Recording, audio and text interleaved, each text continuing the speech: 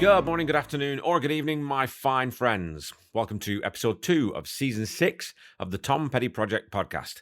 I'm your host, Kevin Brown. This is the podcast that digs into the entire Tom Petty catalogue, song by song, album by album, and includes conversations with musicians, fans, and people connected with Tom along the way.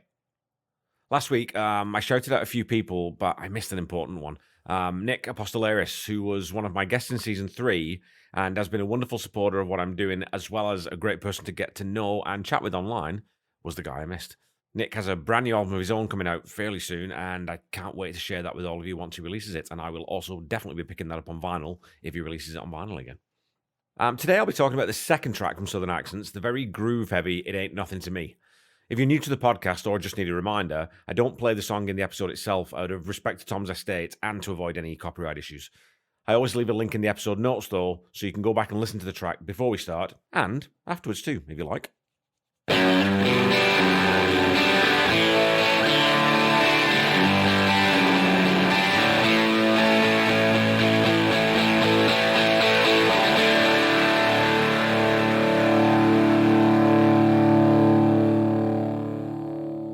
In conversations with Tom Petty, Tom says nothing at all about this song. And there's a dearth of information to be dug out on this one, which does seem slightly curious. There's actually three songs on Southern Accents that don't get covered in conversations with Tom Petty. And I might actually touch base with Paul Zollo and see if he remembers, whether they actually did have conversations about those and they didn't make the book, or whether there was some reason why they didn't cover some of those songs. I think that would be kind of interesting to find out. It's another radical left turn from the band sonically, and obviously is the first Heartbreakers song to be co-written with someone other than Mike Campbell. The introduction of Dave Stewart into the Heartbreakers' tight little circle definitely rocked the boat and was a precursor to the restlessness that culminated in Tom working with Jeff Lynne, thereby ending the first phase of Tom's career before Full Moon Fever elevated him to an even higher plane. The song was an ever-present part of the set on the Southern Accents tour in 1985, but never played once after that, most likely because that tour was the only Heartbreakers run that brought out a horn section. I'll be talking about the live version from Pack Up the Plantation toward the end of the episode, and the horns are definitely a part of that discussion. The song opens with studio chatter, irregular guitar tones, solo bass, and random keyboard notes, before the kick snare pattern comes in. And you're immediately struck by how much this doesn't sound like a Heartbreakers song, and how little that sounds like Stan Lynch on drums. I know that Don't Come Around Here No More was written and mainly recorded in Tom's home studio with Dave Stewart programming a drum machine. And you really get that feel from this intro too. And I'd be surprised if the drum part wasn't, it was probably written on a drum machine first of all, and then played live by Stan. And again, maybe like you got lucky, they mixed elements of the two parts to get the sound that they ended up with. After around 15 seconds of all this preamble, that sort of fat bass line kicks in, and Mike starts laying down some really bluesy shredding accompanied by whistles and howled vocalizations from Tom. At the 30-second mark, the horns come in, and we get another first, a Heartbreaker song that isn't led melodically by guitar or keyboards, with the horn section providing what is essentially the riff. In the right channel, you get this great little funky rhythm guitar part, and I'm not sure if that's Tom or Dave Stewart, who also played, both bass and guitar in this song, in addition to Tom and Mike. And, live, pretty sure it's Tom playing it, so probably it was on the studio version as well, or, I don't know, it could have been Dave playing it and then Tom sort of backing it. I'm not too sure exactly how they would have recorded that one.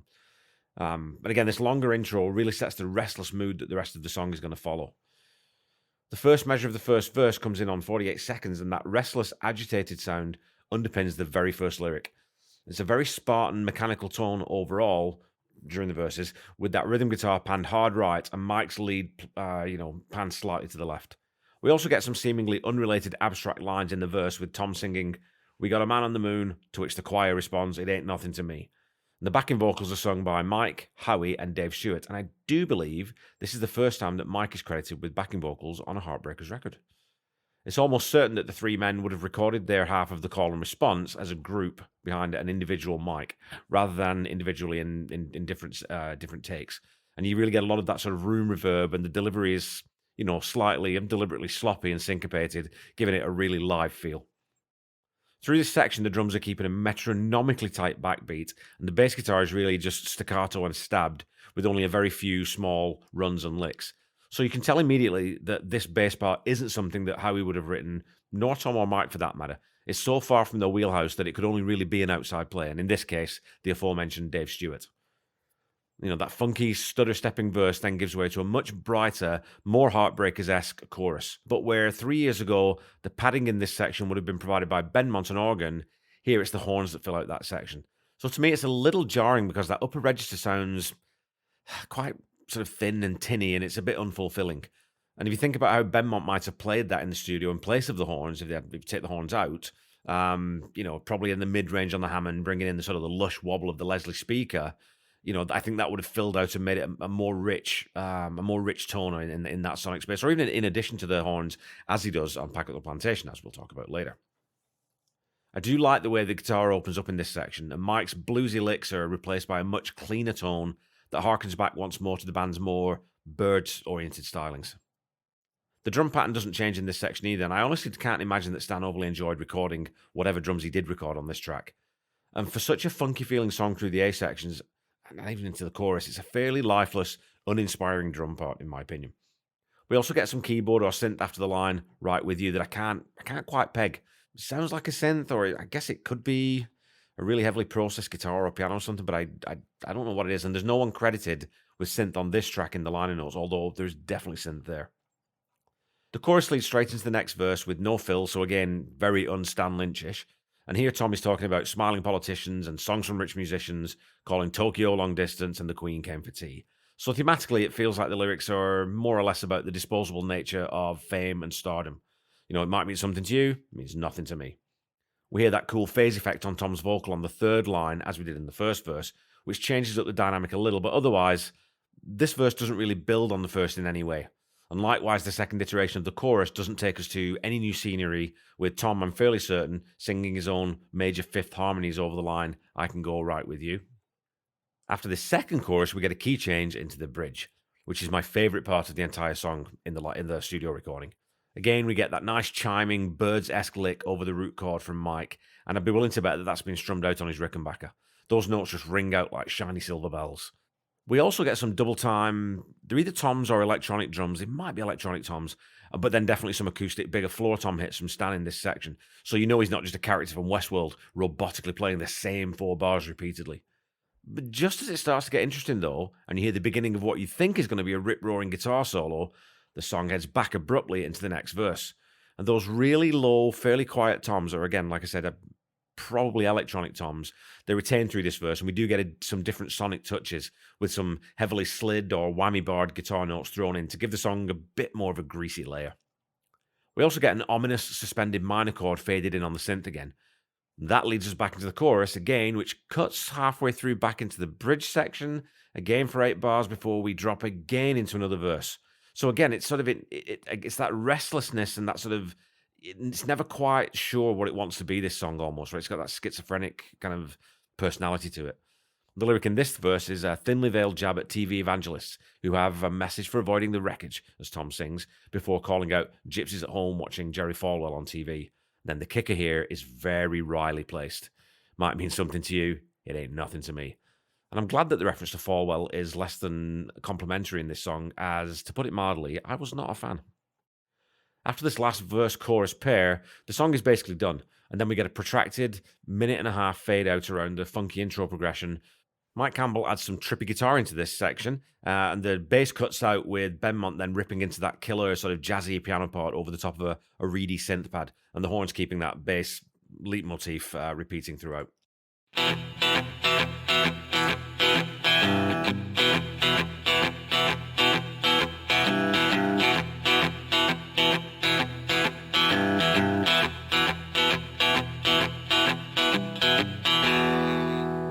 All right, folks, it's time for some petty trivia.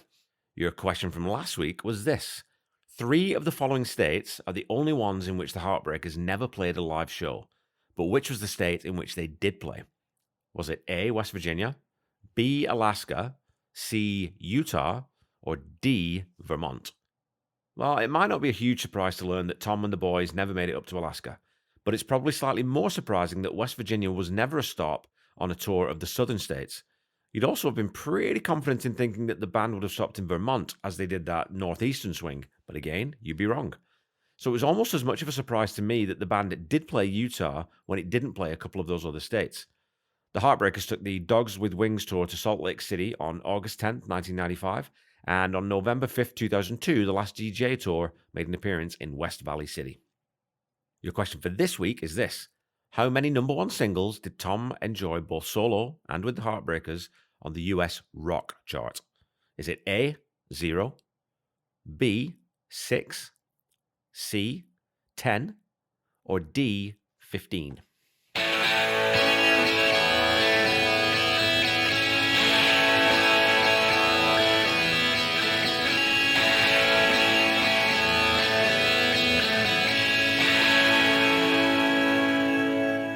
Okay, back to the song. On the subsequent Southern Accents tour in 1985, the Heartbreakers recorded a live set at the Wiltern Theatre in Los Angeles on August 7th, which was released as Pack Up the Plantation Live, with a few additional tracks recorded on other dates. It was released on November 25th, 1985, so 3 months from recording to release for a live album. It's pretty quick. That turnaround's pretty quick, and shows you that there were almost certainly very few overdubs, if any, on that live record. So the version on that record of It Ain't Nothing To Me is, in my opinion, vastly superior to the studio version. First of all, it's ever so slightly slower, and second of all, the drums are live, and Stan swings them in that slightly slower tempo, and it's almost, you get an almost Phil Rudd AC/DC groove. You know, it's got that almost undefinable swing to it that a straight backbeat really shouldn't have, but when you actually play it on drums, it's harder than you think it might be to replicate. And he's adding in some hat lifts, a few more small fills to make it actually sound like the Heartbreakers. We also get way more Benmont, both on the organ, and again, that organ in that upper range sonic space, just it sounds perfect. That sounds like the Heartbreakers to me, and which is, I really miss that on the studio version. And we get more piano in there as well. And when the song flips that major key in the middle eight, you also have way bigger dynamics. Also, Mike Campbell is playing his absolute balls off on this one.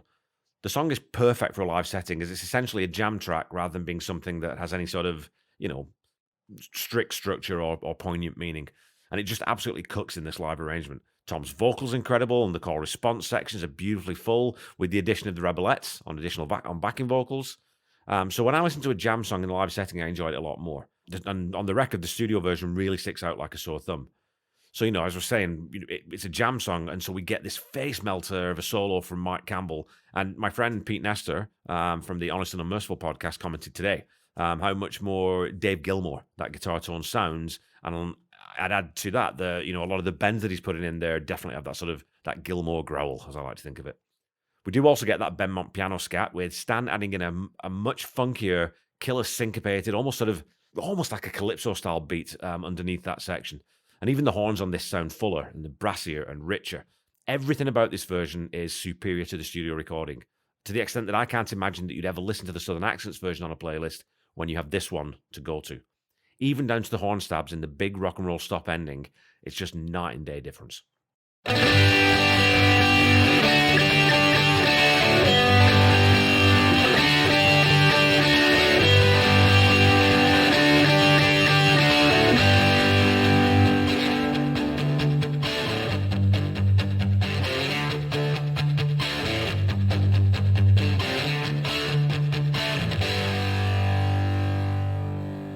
Okay, folks, that's all for this week. Look, I'm going to be honest. I always listen to this track when I'm listening to the album because although it's jarringly out of place with songs like Rebels, Dogs on the Run, Southern Accents, The Best of Everything, or even songs that didn't make the final album like Trailer, Walking from the Fire, or the Apartment Song, it is part of that set of songs, so I do always listen to it. However, I don't listen to the song on its own, and I just don't love the arrangement or the instrumentation, to be honest. Like I said, the live version absolutely cooks, and I love listening to that when I'm throwing on Pack Up the Plantation, and that version is on a couple of my playlists. However, the lyrics are fairly minimal and fall short of Tom's best work, however you cut it. Never mind being a long way short of his best work. And they do feel a little disposable. They feel like they're tacked onto this great groove they had and this jam they had going, and they were sort of written, I would guess, fairly quickly, and just a sort of top of his head sort of ideas that came to him.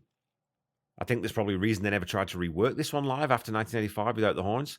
And again, for me, the Heartbreakers and horns, they just, I don't know, they don't go together for me. And I say this with apologies to the many people who loved that development in their band sound, and I know that Bob Reedy will vehemently disagree with me on that.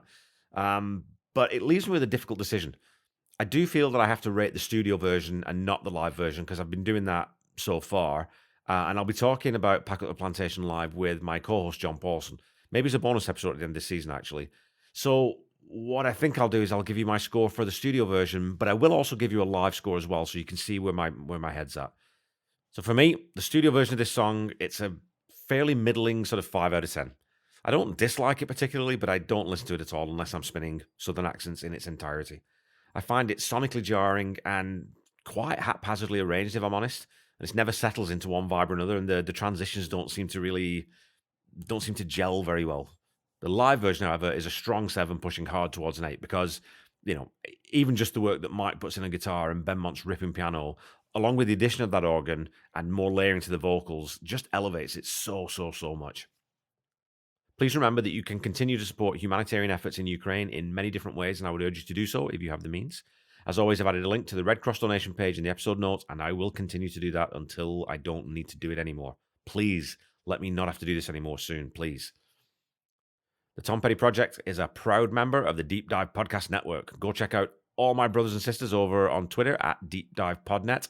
I'm sure you'll find something that you like. They're fantastic people. Genuinely, they're really good people doing great work, and they're so supportive of all the podcasts in the network.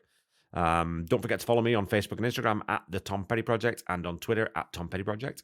And of course, you can find me on YouTube. So go follow, like, subscribe as applicable. And if you want to leave a review, leave a review. But you know what? If you don't want to leave a review, maybe just tell someone else about the podcast. If you've got a music lover in your life, or definitely if you've got a Tom Petty fan in your life who you haven't told about it yet, spread the word, because I love engaging with different people, and I know that lots of people do hear secondhand by word of mouth. So tell people about the podcast. Just a reminder that the Tom Petty Project is not affiliated with the Tom Petty Estate in any way. And when you're looking for Tom's music, please visit the official YouTube channel first to find what you're looking for, or go to the streaming platform, Spotify, Apple Music, Amazon Prime, and get your legal streams, people. Get legal streams. For merchandise, please go to tompetty.com. That's where all the official stuff is there. And there's some fantastic merch in there at the moment, as well as the box sets of the Fillmore 1997 record, which you have to have. Don't forget to check out the Tom Petty Nation and Tom Petty Fans Forever groups on Facebook, if you're not already a member. They're excellent groups, brilliant fan communities, and they are well worth spending a little bit of time in. Until we meet again next week, keep listening to and sharing Tom's music. Try to be kind. Try to say I love you to someone at least once a day. Stay safe and healthy. And I'll be back with you next week to talk about the third and most famous track from Southern Accents, Don't Come Around Here No More. Bye-bye.